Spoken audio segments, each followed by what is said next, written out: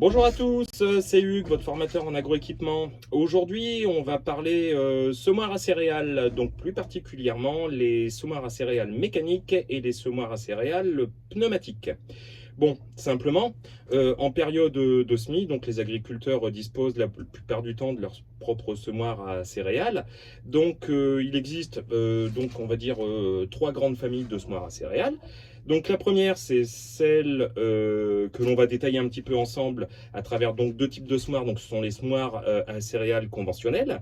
On va également retrouver sur le marché des semoirs à céréales qu'on appelle les semoirs TCS, donc technique culturale simplifiée. Et enfin, les semoirs de semi-direct, qui eux sont beaucoup moins présents sur les exploitations, en tout cas dans notre région, dans le sens où la plupart du temps, ils ne s'adaptent qu'à un système purement céréalier. En tout état de cause, ensemble, on va voir la présentation du semoir mécanique, son réglage et la présentation du semoir pneumatique. Allez, c'est parti! La plupart du temps, dans nos régions, le semoir à céréales est souvent combiné à une herse rotative. Donc la herse rotative va assurer le travail du sol préalable au dépôt de la semence pour pouvoir effectuer un semis dans les règles de l'art. La herse rotative, la plupart du temps, pour les semis d'automne, elle est équipée de différents éléments qui vont être interchangeables pour, par exemple, des semis de printemps. Pour cela, on va retrouver différents éléments que je vais vous détailler. Donc la herse rotative, donc là, elle est en position combinée, c'est-à-dire qu'elle est attelée au semoir.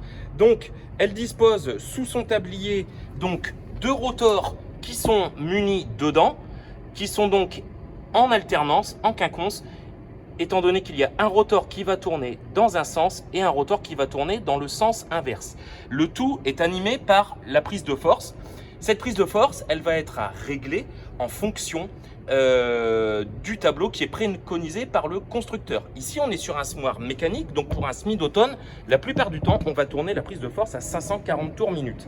Le fameux rouleau que j'évoquais, donc là, pour les semis d'automne, on va être sur un rouleau de type packer, donc c'est un rouleau plein qui est muni d'hérissons, si vous préférez, voilà, c'est le terme adéquat, et qui va donc pouvoir préparer le lit de semence, pouvoir donc le rappuyer, le raffermir sans tasser le sol et donc avec un nettoyage entre les hérissons, comme vous pouvez le constater avec un système de décrotoir. Voilà, donc ça c'est une petite pièce d'usure qu'il va falloir donc adapter en fonction de l'usure de ces petits patins, ce qui va éviter les bourrages.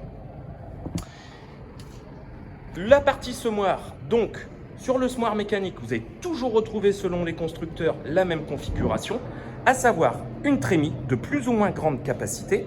Ici, on est sur une trémie de 700 litres. Le gros avantage, c'est qu'on peut mettre un big bag. À l'heure actuelle, c'est très pratique, parce qu'on a de plus en plus de semences en big bag. La trémie dispose ici d'OG, vous voyez, donc qui sont au nombre de rangs semeurs. Un petit capteur de fin de trémie qui vous alerte en cabine quand vous n'avez plus de semences, ce qui est bien pratique. On retrouve toute la chaîne de distribution des semences. Donc là, sur un semoir mécanique, ça fait toute la largeur du semoir, donc ici en l'occurrence 3 mètres. Il existe deux types d'éléments de distribution. Le premier type, ce sont les éléments à cannelure, et ici, on va retrouver des cylindres à ergot. Alors les cylindres à ergot, c'est très intéressant parce que pour de la semence type blé, orge, mais également pour tout ce qui va être pois ou févrole, donc on va travailler avec la grosse section d'ergot. Et quand on veut semer des petites graines type colza ou moutarde par exemple, on va mettre ici un petit cache en plastique, donc sur chaque élément, de façon à ce que la semence soit guidée, voilà, par ces petits ergots. Donc ça fait quelque chose de très pratique. Ici, donc la semence, donc là, elle est en position de réglage de semoir, donc c'est pour ça que les éléments sont baissés. La semence descend ensuite au niveau des tubes, voilà, c'est très facile à comprendre. Et ici, je retrouve le système d'enterrage de la semence. Alors, la semence tombe ici, d'accord, là, ici au niveau du creux. Il y a un disque ouvreur qui va permettre de creuser le sillon. Il y a ici, on va retrouver un petit élément de nettoyage en caoutchouc qui va éviter au disque de bourrer. Et donc, à partir de là, la semence va être déposée. Le tout, l'opération se termine par une rangée de peignes, ce qu'on appelle une herse de recouvrement, qui va finaliser l'opération de semis en recouvrant donc de terre fine la semence qui a été distribuée, de façon à opérer le meilleur contact terre-graine au niveau de la semence et donc favoriser une bonne levée. Les semoirs à céréales disposent d'un système de distribution des semences qu'on appelle un système DPA, ce qui signifie débit proportionnel à l'avancement. Concrètement, comment ça se passe? Ça veut dire que quand vous engagez une marche avant sur votre tracteur, le semoir est posé au sol, il y a une roue d'entraînement qui va être combinée à une boîte de vitesse et qui va donc délivrer la quantité de semences que vous aurez étalonnée. Donc le gros avantage, c'est que vous avanciez à 5 km/h ou à 9 km/h, vous allez délivrer la même quantité de semences. À l'inverse des systèmes en DPM, débit proportionnel au régime moteur, qui lui est un système de débit fixe qui va délivrer un débit à la minute, et auquel cas il faudra toujours avancer à la bonne vitesse que l'on a au préalablement déterminée, parce que sinon vous aurez soit un surplus de semences, soit un manque. Donc ça, c'est très important, le système de DPA. Comment ça fonctionne? On va voir ça. Donc voilà le système de roue d'entraînement. Donc là, on est sur un semoir à une ancienne architecture, donc c'est vraiment une roue qui entraîne. D'ailleurs, on peut s'apercevoir que cette roue, voilà, alors il y a un carter, on va pas forcément bien le voir. Par contre, si j'ouvre la boîte de vitesse, on va le voir. Voilà, cette roue, elle est reliée à une chaîne. Donc forcément, quand la roue tourne, la chaîne tourne également. Donc sur les nouvelles architectures de semoir, par contre, vous allez avoir ce qu'on appelle une roue squelette. Donc c'est une roue métallique qui est beaucoup plus pratique parce que ça évite les phénomènes de patinage. Et donc souvent, cette roue, elle est un petit peu plus en arrière du semoir pour favoriser le dégagement. Bien, voici la boîte de vitesse. Donc vous avez tout un système de pignons qui sont reliés donc ici à une réglette. Cette réglette, elle est graduée. À partir de là, on va donc pouvoir étalonner le semoir de façon à pouvoir déterminer la quantité de semences que l'on va vouloir déposer à l'hectare. Il n'y a rien de plus facile. Regardez, ici, on va retrouver les préconisations du constructeur par rapport au type de roue dont dispose le semoir. Vous avez vu, il y a même l'option pour la roue squelette. Donc c'était quand même bien fait. Et donc on a un système de manivelle. La manivelle est ici, je vais vous montrer après. Et donc on va devoir étalonner le semoir. Donc pour un semoir de 3 mètres par exemple, on va devoir faire pour 1/40e d'hectare, c'est un étalonnage, on va devoir donc tourner 84 fois la manette. Et après on va faire une pesée et on va comparer avec les données du constructeur. Donc pour étalonner mon semoir, je vais avoir besoin d'un tableau de réglage de semences, d'un peson, d'un seau pour récupérer la semence, et à partir de là, on va faire les réglages. Donc, par exemple, on va regarder les réglages préalables. Je me repère sur mon tableau, ici. Donc là, froment seigle ou triticale. Le nom froment étant le nom, on va dire, belge pour le blé tendre d'hiver. Là, il me dit, il faut que je mette la position de linguet à 0. Bon, écoutez, on va aller voir ça ensemble. Voilà, donc je me mets ici, sur le côté inverse de la boîte de vitesse. Et là, je vais retrouver ici le variateur d'ouverture. Plus il va être ouvert, plus il va délivrer de semences. Là, ici, il me dit de le mettre en position 0. Hop, il est en position 0, c'est très bien. Ensuite, il me demande de mettre les trappes en position complètement ouverte. Ici, voilà, donc les trappes, c'est pas compliqué, ce sont ici, ces petites trappes-là, et elles sont toutes en position ouverte. La distribution s'opère par le bas, jusqu'ici, pas de souci. Bon, admettons, si je prends un exemple, voilà, classique, on va dire que j'ai envie de semer mon blé à 120 kg à l'hectare. Voilà, donc ça, pour ça, vous avez fait vos calculs de PMG avant, etc., pour connaître votre nombre de grains au mètre carré. Bien sûr, pour se référer à ça, vous avez vu que c'est une matrice, donc il y a plusieurs entrées. Déjà, il faut que je regarde l'écartement au niveau de mes rangs de semoirs. Et bien pour ça, c'est pas compliqué. Ici, vous avez vu un rang. Alors, ils sont en quinconce sur ce semoir-là. Un rang, 2, 3. Vous avez vu en fait? Voilà. Donc, bon, moi sur ce type de semoir-là, pour le connaître un petit peu, je sais que mes écartements sont à 12 cm. Ok, pas de souci, 12 cm. Donc, si je veux mettre 120 kg à l'hectare, vous avez vu, j'ai le choix entre 110 ou 128. Bon, après, c'est pas une science exacte, un Smith céréal, hein, c'est-à-dire que déjà, on fait pas du Smith précision, c'est un Smith qu'on appelle un petit peu en paquet.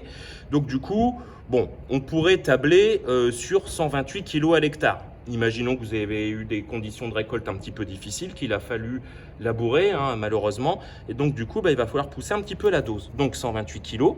Il va falloir donc que je mette mon réglage de boîte de vitesse à 35.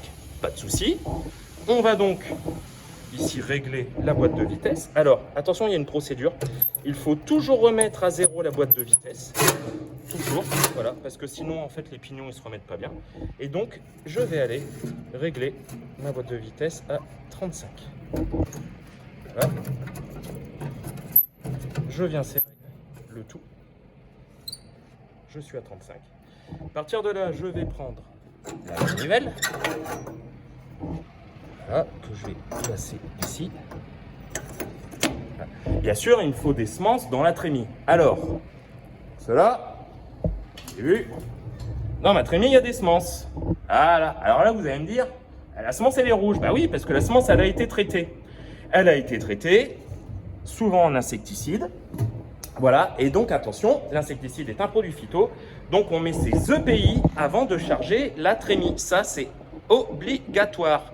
Bon, à partir de là, on y va. On va faire les 84 tours. Et on va récupérer donc la semence ici dans les auger. Vous allez voir, je vous fais un petit peu la démonstration.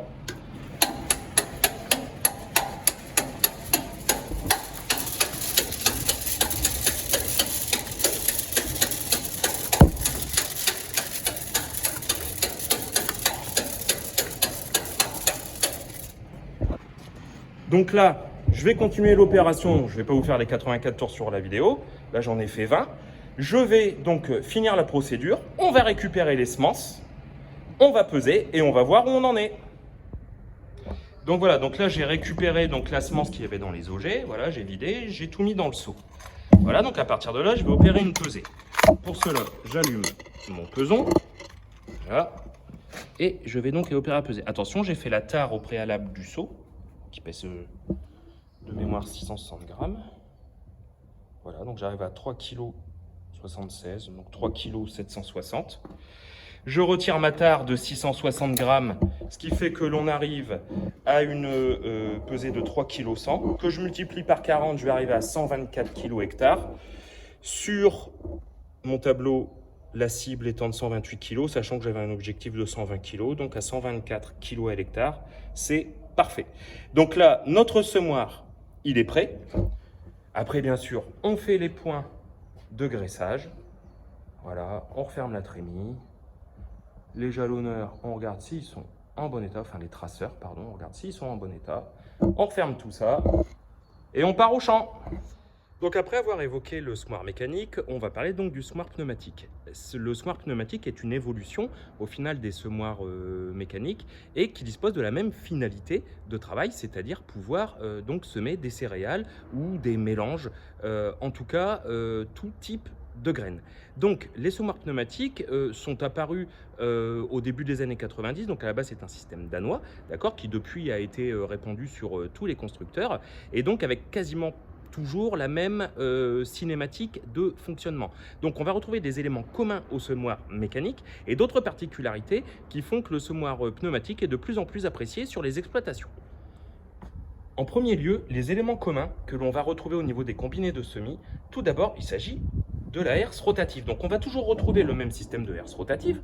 Donc de toute façon, quand l'on achète un combiné de semis, on peut donc se pourvoir au choix d'un semoir pneumatique ou d'un semoir mécanique, la herse rotative étant en général la même. De toute façon, comme vous pouvez le remarquer, il y a les dents. Donc ici, elles ont la particularité d'être montées en haut carbure. Donc on le voit parce qu'ici, il y a des, voilà, il y a des petites proéminences. Voilà, donc en fait, ça veut dire qu'elles ont été chargées au carbure, donc elles sont plus dures que de l'acier normal, donc elles s'usent moins vite. Et on va retrouver le fameux rouleau packer. Et là, vous pouvez voir que comme c'est une rotative qui a travaillé il y a peu de temps, donc pour l'implantation des couverts végétaux en l'occurrence, vous avez vu que le système de décrotoir a joué son rôle, parce que vous voyez que là, voilà, on va retrouver ici donc de la terre au niveau des hérissons. Par contre, les rouleaux sont parfaitement lisses, ce qui fait qu'en termes de rappui du lit de semence, on a toujours quelque chose de propre. Ensuite, au niveau du semoir, la différence déjà, c'est la taille de la trémie. La trémie, alors c'est une trémie souvent où on peut mettre plus de 1000 litres, d'accord? Et donc elle a la particularité, cette trémie, d'être centrale, voilà. Elle a également la particularité de revenir le plus possible sur la tête de la herse rotative, ce qui est un gros avantage parce que ça fatigue beaucoup moins le tracteur et ça va favoriser donc l'adhérence. La trémie, elle est de forme conique, vous avez vu, hop, elle est de forme conique, donc ce qui fait que la semence arrive au niveau d'un point central. Si je continue la cinématique, on peut voir qu'au lieu d'avoir toute une rangée d'éléments semeurs, on dispose ici juste d'un élément central. Voilà cet élément central. Toute la semence parvient à ce point de convergence. À partir de là, il y a un gros cylindre à l'intérieur de ce système qui est commandé par un moteur électrique et avec une vis d'ouverture. Cette vis d'ouverture, elle correspond à un déflecteur qu'il y a donc à l'intérieur du système qui va ouvrir, donc il va laisser plus de place à la semence au niveau du cylindre pour délivrer plus de semences. Et quand on va refermer, donc forcément la semence passera moins, donc à partir de là, on va moins délivrer de semences. La grosse particularité donc d'un semoir pneumatique, forcément, c'est le transport de la graine. Donc le transport de la graine, c'est très simple. Ici, je dispose, donc c'est animé par l'hydraulique du tracteur, donc c'est pour ça que je dispose d'un moteur hydraulique avec un manomètre pour vérifier la pression de l'huile. Donc il y a une turbine, vous avez vu, donc cette espèce d'escargot de couleur gris clair qui est ici. L'aspiration de l'air se fait par cette crépine, ce tuyau. La turbine tourne à une rotation à la minute donnée et préconisée par le constructeur.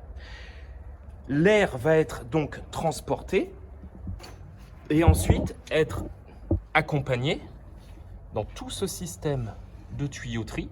Et là, à ce moment-là, la semence, elle descend là, voilà, et elle est transportée avec l'air. En fait, c'est pulsé à travers tout un système de tuyaux rigides. Ce système de tuyaux rigides convergent ici sur une tête de répartition. Donc la tête de répartition, en fait, c'est une pièce souvent en PVC qui est circulaire et qui dispose, donc on va créer une dépression, les semences vont tourner en fait à l'intérieur de ce cercle noir, si vous préférez, de cette boîte, d'accord? Et les semences, en tournant, elles vont trouver donc les sorties, voilà, donc toujours pareil, avec l'air pulsé, et chaque tuyau étant relié ici à un élément de semis, voilà, qui est au final le même principe que sur les semoirs mécaniques. Donc d'ailleurs, c'est très intéressant parce que au final, on retrouve le même principe, c'est-à-dire le dépôt de la graine qui se fait toujours par ici, encore une fois par le petit emplacement ici, là, dans le petit creux. Là ici, j'ai mon petit soc anti-bourrage pour éviter que la terre ne remonte dans les tuyaux. Je vais retrouver de la même manière le disque, voilà, pour creuser le sillon. Par contre, là où c'est assez intéressant sur ces évolutions-là, c'est que je vais retrouver donc une roulette de rappui, de façon, encore une fois, en finalité, à aller pouvoir rappuyer la graine au moment où elle est implantée dans le sol, de façon à favoriser un bon contact terre-graine. Encore une fois, c'est ce contact terre-graine qui est très important, qui va favoriser l'humectation de la graine et donc sa germination. De la même manière, on va retrouver toute la rangée de herse peigne qui va donc aller recouvrir le semis. Également, une évolution du semoir pneumatique, donc la technique de semis pneumatique. Donc, c'est la présence de la fameuse roue squelette dont je vous parlais tout à l'heure au niveau du semoir mécanique. Donc là, en fait, comme vous pouvez le constater, il s'agit d'une armature métallique de forme circulaire, donc qui est reliée à une chaîne d'entraînement. Donc en fait, on garde toujours le même système de débit proportionnel à l'avancement. Le gros avantage, c'est que cette roue-là, forcément, comme il n'y a pas de pneus, il y a très peu de risques qu'elle patine. Et la présence donc ici des petits ergots permet donc d'accrocher le sol correctement et donc d'éviter le phénomène de patinage. Donc soit d'avoir un phénomène de surplus de semences ou de manque. Et le tout, d'accord, est relié à un capteur, et ce capteur donc va donner l'information en cabine pour pouvoir délivrer la bonne dose de semences, donner en tout cas la bonne information au moteur électrique qui entraîne le cylindre de distribution de la semence. Donc voilà concrètement au niveau de la console en cabine, comment ça se passe. Vous allez voir que ça n'a rien à voir du coup avec le semoir mécanique. Parce qu'au final, on va retrouver une infinité d'informations qui vont nous être utiles durant toute la phase de travail. Premièrement, il y a la vitesse d'avancement. Ici, vous voyez, donc voilà, qui est en km/h. Donc ça, c'est quand vous allez être au champ. Donc vous allez savoir à quelle vitesse vous avancez. Parallèlement, il y aura le débit à l'hectare. Donc savoir si vous êtes bon donc au niveau du réglage que vous avez opéré. Donc ça, si vous avez forcément pour objectif 120 kg hectare, ça va vous permettre de savoir si vous êtes beaucoup trop, beaucoup moins, ou si vous êtes dans la bonne fourchette.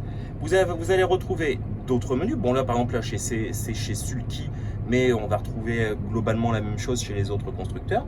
Vous avez le type de graines que l'on souhaite semer. Attention, parce que toutes les graines n'ont pas le même calibre, donc c'est quand même super important. Également, on va retrouver, donc là, vous voyez là, pour de l'avoine, quand je mets en route ma rotative et que je mets en route parallèlement ma turbine hydraulique, je vais avoir le nombre de tours minutes de la turbine. Attention, si on la fait tourner trop vite, on risque de l'endommager. On risque également de fausser la quantité de semences qui est délivrée. Et si elle tourne pas assez vite, forcément, le flux d'air n'aura pas la force d'emmener la semence jusqu'à l'élément semeur. D'autres informations qui sont quand même très pratiques. Vous avez voilà la surface, différentes informations sur la surface. Donc la surface travaillée ici, la surface de la parcelle qui a été travaillée. Donc ça c'est en fonction des épisodes. Et donc ça c'est la surface totale qui a été travaillée. Donc ça c'est pareil, c'est très pratique pour savoir si on a bien distribué la bonne dose de semences à l'hectare en refaisant les petits calculs le soir au bureau tranquillement. Vous voyez, donc si je veux faire un essai de débit, il me suffit de le faire ici, de le sélectionner en cabine et d'opérer donc l'étalonnage du petit moteur électrique. Ici, je peux rentrer mes informations, par exemple la largeur de l'outil. Et alors là où c'est super intéressant, c'est que vous voyez là j'ai 27 mètres. Donc 27 mètres, ça c'est la largeur de mon pulvérisateur. Et c'est vachement bien parce que du coup je peux mettre mes jalonneurs de prélever, ce qui m'évite d'avoir à le faire soit à la main, soit de ne pas avoir du tout de jalonnage de prélevé. Donc j'ai la largeur de mon semoir, 3 mètres, mon pulvérisateur 27 mètres, on est bien sur un multiple de 3, voilà, 9 x 3, 27. Donc je sais que toutes les 9 planées de pulvé, quand je vais être à cheval, je vais donc débrayer un ou deux rangs, souvent c'est 2 rangs, voilà, pour faire ma première trace. Et quand je vais revenir, je vais faire ma deuxième trace. Et comme ça, mes trains de pulvé, ils seront faits. Également, ici, je peux régler ma roue. Vous avez vu, 14,50 cm par impulsion. Donc ça, c'est la distance par rapport au capteur. Ça, ce sont des choses qui se calibrent. Donc vous voyez, c'est quand même hyper ergonomique. Hein, voilà. Et donc ici, voilà, après, je vais retrouver différents paramètres. Voilà, je peux remettre les réglages usine si je veux. Je peux également faire des diagnostics de panne. Voilà, donc là on a attelé, donc là on s'en va à la parcelle, donc on va aller faire le réglage du semoir au champ, on va voir la vitesse de rotation de la prise de force de la rotative, on va voir les profondeurs de Smith Blade, donc vous allez voir que pour ça il va falloir prendre 1 mètre et puis gratter un petit peu la terre quand on aura déposé les semences, et puis on va faire un petit peu le tour de tout ça. Allez, à tout de suite. Voilà, donc là je suis arrivé à la parcelle, donc là je vais faire ma première planée. Donc, ne pas oublier, régler le régime de prise de force. Là, ici, on va être à 540 tours minute. Donc ça, on va essayer de l'atteindre et donc grâce au nombre de tours minute du moteur. Donc ça, c'était dans une précédente vidéo. Donc sinon, vous pouvez aller voir la précédente vidéo. Voilà, pour vous référer au régime moteur, régime prise de force. On n'oublie pas de mettre le traceur pour reprendre sa planée sur la planée suivante pour avoir donc le repère. Ça, c'est quand même super pratique quand on n'a pas de GPS. Donc là, on va faire un Smith en GPS. Donc ça va être utile. Et puis donc là on va avancer sur à peu près une vingtaine de mètres pour amorcer le semoir. On va s'arrêter, on va tout laisser en place, on va descendre et là on va vérifier donc l'aplomb de la rotative, voir si elle travaille correctement en termes de profondeur et vérifier également au niveau des éléments semeurs. Si tout est bon, à partir de là on va pouvoir faire la parcelle. Allez, on y va. Voilà, donc là j'ai démarré ma planée, vous voyez donc le long du champ du voisin, combiné de semis il est là. Je vérifie donc ma rotative, on regarde si elle est bien parallèle au sol, c'est-à-dire si elle ne travaille pas trop sur l'avant ou pas trop sur l'arrière. Donc il faut bien qu'elle soit d'aplomb, donc ça c'est l'aplomb et le talonnage, ça on l'avait vu dans une précédente vidéo. Et donc là maintenant, on va aller voir au niveau de la répartition des graines. Donc là on est typiquement sur un Smith TCS, il faut savoir que de toute façon les semoirs qui disposent de disques sont capables de faire un petit peu de TCS. Donc là on va prendre un sillon, vous voyez ici là par exemple, et on va les creuser. Donc là vous voyez ici là j'ai une graine, là ici je vais en avoir d'autres, là il y en a ici, voilà, donc c'est assez, voilà, je viens d'en déterrer une, voilà avec mon doigt, on la remet bien, voilà, là ici exemple parfait, la graine elle est bien implantée, vous voyez j'en ai mis quelques-unes au dessus exprès, voilà pour vous montrer ça. Et après on regarde par rapport au sillon. On est pas mal quoi. On est pas mal, on est à 2. On est à 2 cm quoi, on est bien. Donc les réglages ils sont pas mal. Donc là en plus ce qu'on peut voir c'est que vous avez vu, donc j'ai mis le traceur côté de la planée que j'ai à faire. Hop, et donc on peut voir la trace avec le contre-jour. Voilà, je sais pas si. Voilà, donc là on a la trace du traceur. Alors c'est pas toujours évident, mais en général ça fait un petit sillon de terre fraîche. Donc voilà, donc en bout de planée, on n'oublie pas de relever ce traceur-là. On fait la manœuvre. Et donc quand on va reprendre la planée, du coup on va baisser celui-là. Voilà, donc ça n'oubliez pas parce que sinon ça va pas être très pratique. Surtout quand vous serez en court tour. Bon allez, on va finir la planée et puis on va rediscuter un petit peu. Donc là je finis ma planée tranquillement. Donc en plus c'est la planée du début, donc on essaye d'aller bien droit. Bien sûr, il faut toujours se retourner quand même voir si vous se met bien droit. On est en prise de force à 540 tours minute, je vous le montrerai après. Et donc en vitesse d'avancement, je suis à peu près à 5 km/h, ce qui fait que c'est pas mal. Donc en bout de planée, surtout, voilà, on s'arrête, on coupe la prise de force parce que quand on va relever l'outil, il faut éviter de casser au niveau du cardan, ça évite de l'endommager. Donc voilà, on relève. On peut aussi décélérer, ça évite de consommer du carburant par les temps qui courent. Et on relève. Voilà le traceur. À partir de là, je peux faire donc ma manœuvre. Donc la manœuvre. Alors au début, quand vous démarrez un champ, c'est pas toujours évident. Bon, vous essayez de pas aller dans le champ du voisin, toujours mieux. Voilà, vous faites attention surtout s'il y a des haies. Ici, c'est le cas. Surtout évitez de prendre vos traceurs dans les haies, ça sert à rien. Voilà. Et puis là, on va reprendre la planée. On va regarder un petit peu à tout ça. Allez. C'est parti. Voilà, donc en fait, quand vous reprenez votre planée, vous mettez bien votre nez du tracteur au milieu de la trace du traceur que vous aviez au préalablement mis comme il fallait. Je vérifie mes informations, je suis bien à voilà, 530-540 tours minute. Voilà, je suis à peu près à 5 km/h. Donc c'est parfait. Voilà, on se fait les planées tranquillement. Et en fait, on fait ainsi de suite. Voilà, en bout de champ, on refera demi-tour. On s'assure de temps en temps quand même de descendre pour aller vérifier s'il reste de la semence dans la trémie, parce que tous les semoirs ne sont pas équipés de capteurs et quand c'est vide, et ben on rentre à la ferme. Voilà, bon bah la parcelle est terminée, retour à la ferme. Donc là, j'espère que cette vidéo vous a plu. Donc là, bon, on a vu tout ce qui touchait donc réglage du semoir mécanique. On a vu le semoir pneumatique, donc tout ce qui était semi conventionnel. Parallèlement, si vous voulez continuer à vous documenter, n'hésitez pas à aller voir du côté des constructeurs anglais et suédois qui sont assez pionniers dans le domaine pour tout ce qui est SMI, technique de simplifier. Donc souvent ce qu'on appelle des semoirs rapides. Alors bon, il y a Waderstadt, hein, le fameux constructeur suédois. Il y a des constructeurs anglais comme Cledon qui sont assez, qui commencent à être assez connus. Ils ont des distributeurs dans le coin. Et puis bien sûr après, donc pour tout ce qui est SMI SMI direct à la fois sous couvert ou SMI direct sur mulch. Donc là, c'est pareil, on va retrouver donc différentes marques. Il y a Sulky, constructeur français, avec sa division Sky qui est pas mal placée. Et on va également retrouver donc également des constructeurs anglais, ils sont assez forts là-dedans, hein, avec Weaving notamment, et les Américains, hein, John Deere avec le fameux Smoir 750A. Alors peut-être qu'on aura l'occasion, si j'en vois tourner, je vous montrerai un petit peu tout ça. D'ici là, je vous souhaite de bons semis et puis à bientôt pour une prochaine vidéo. Ciao!